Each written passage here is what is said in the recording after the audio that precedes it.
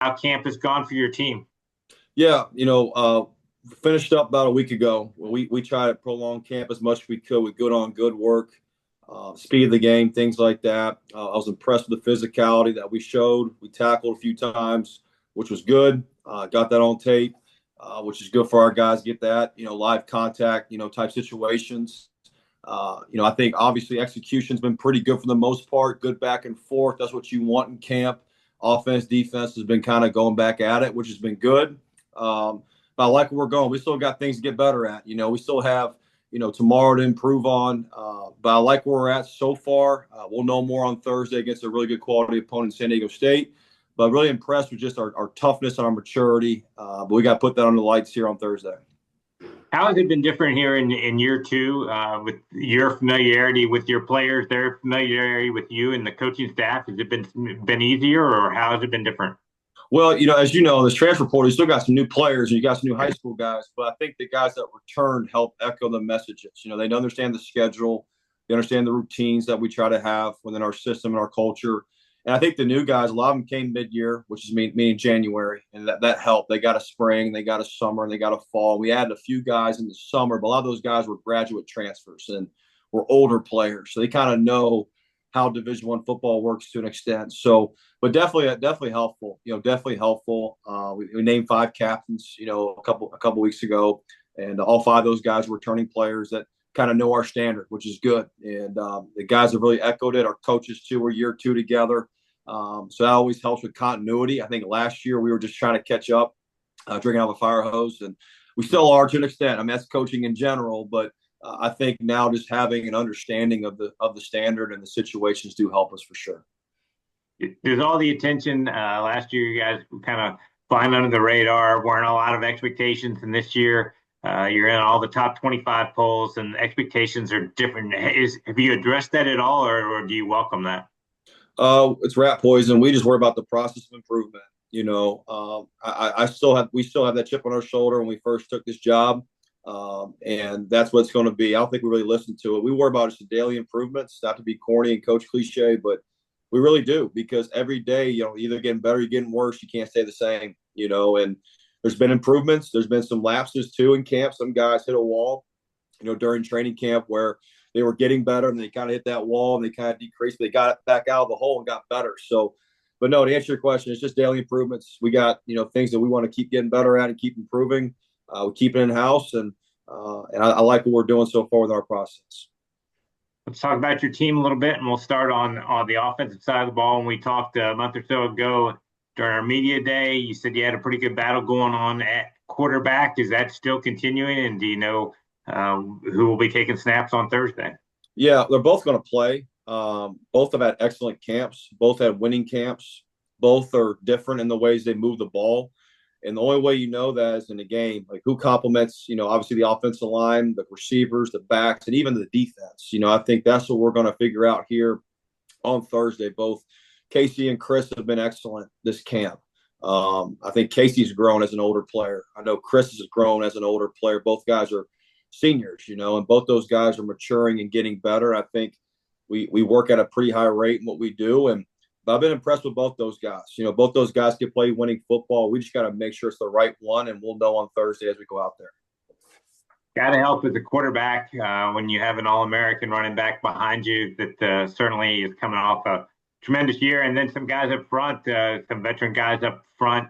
How big will that running game be something you rely on? Absolutely. You run to win, you throw to score points. You got to run to win games. And I've been impressed with our O-line. Today they were a little lackluster in practice. I didn't like that, but they've been pretty good all camp. But Roland's been good. He's been physical all camp, which has been good. You want that from an older player. He's still hungry and humble. He hears that from me all the time as a head coach to keep him going. He does a great job doing himself. But Shakai Carson's been good for us. Kuiper Ragsdale's been good for us. Dylan Harris can run the ball for us. We got multiple backs that can carry the football, and they've been physical. They've been really physical and going against our defense too, back and forth, middle drill, inside run, run periods. It's been physical, and hopefully we can show that on Thursday for sure. Let's switch over and talk about the defense. You've got some veteran guys back, your top two tacklers back at linebacker, and that's got to always help. But who are some guys that have caught your eye throughout practice on the defensive side? Yeah, Anthony Frawley's had a great camp. Number one, he's been physical, running the football. Year two in the system, he's a captain for us now, which is good for him in that leadership role. Been impressed with him. I've been impressed with our corners during training camp. I think them and the receivers have been very competitive back and forth. Shamar Askins, a new corner, has done a great job. AK's a new corner that's done a great job. Safeties, Bryson Parker's a new safety from Richmond who's got some talent. Jason Allen's back as a middle safety, does a nice job. And Demario Crawford's a safety from St. Francis that played in Coach Lewis's scheme, and JoJo as well. Like, we got some quality depth there in the back end. And D line wise, Rodney Falk has been stout all camp. Sebastian Regis has been stout. Daishier Clary's had a nice camp as well for us. Franco Milano's had a decent camp. We got some younger players that are going to be pretty good for us as well. And then another guy that does a lot of things right for us is Chase Chalmers. Chase Chalmers plays our outside linebacker and is very, very good player, very good tackler, runs hard, plays hard. He's a captain as well. So we'll see on Thursday. We got to go tackle the other guys now and see what we can do and play against a really good quality opponent in San Diego State. But it's been very competitive with defense. I think they've been playing hard. They have to play hard. That's one of our identities. That's the only chance you have on defense. If you run the football and you play physical, you got a shot to be pretty good. And we got to keep getting better on that side of the ball. You mentioned what a quality opponent San Diego State is. As you've begun your prep for them, what are some of the biggest challenges they present for you? Where to start? They are extremely talented. I think Coach Lewis does a great job. He was at Kent State and turned that program around. Really, got that thing winning. They're very explosive on offense. Number one, they stretch you horizontally and vertically in the run and the throw game. Their O-line's big. They're physical. The quarterback's a transfer from Michigan that was one of the top quarterbacks in the country and won a national championship, was part of that team. He knows what it takes to win. He's got great arm talent, can run. He's big. He's 6'5", 235 pounds. Could play outside linebacker for us if we needed him. But he's a big kid, good player, really good player. And their receivers, Napier is a great player. He's got great ball skills, got great range, got good speed. He's a really smooth route runner. They got plethora of receivers that I'm not mentioning that are good players. And then on defense, Trey White is their defensive end. Is going to be a draft pick, I think. I don't want to jinx, but he's going to be he's a great player. And I know he can pass rush, and I know he can play the run, but he plays hard. That's his identity. If you watch him from play 1 to play 80, he has the same standard of play. He's very impressive. Their defensive line's impressive. Their linebackers are physical. 21's a good player. And then really their corner is number 1. He had almost had 70 tackles last year as a corner. That's pretty impressive. He's got great range. 17's got great range in the back end, can knock the ball down. So very impressive team. They got a lot of good players, got a lot of new players as well, got some guys returning. They can score in a heartbeat, and they can hit you on defense. So it'll be a great challenge. In the kicking game, last thing, I'm sorry, but the kicking game, they're challenging. What they do formationally, schematically, how they cover kicks. They fake punts and kicks. They come after punts. They do a good job in the return game. They do a really good job, I think, schematically. They're very challenging. And this will be one of the best teams we play all year. They're really good, and they're hungry, and they do a great job. So got a lot of respect for them. Got a lot of respect for San Diego State, obviously. When you, I know you guys are going out there with the mindset to win a game, but when you open on the road against an FBS team, what do you think the biggest thing you learn about your guys at seeing them against that level of competition? Yeah, I think, physicality. I think Jordan said it earlier. I was kind of hearing this call, but you got to be physical.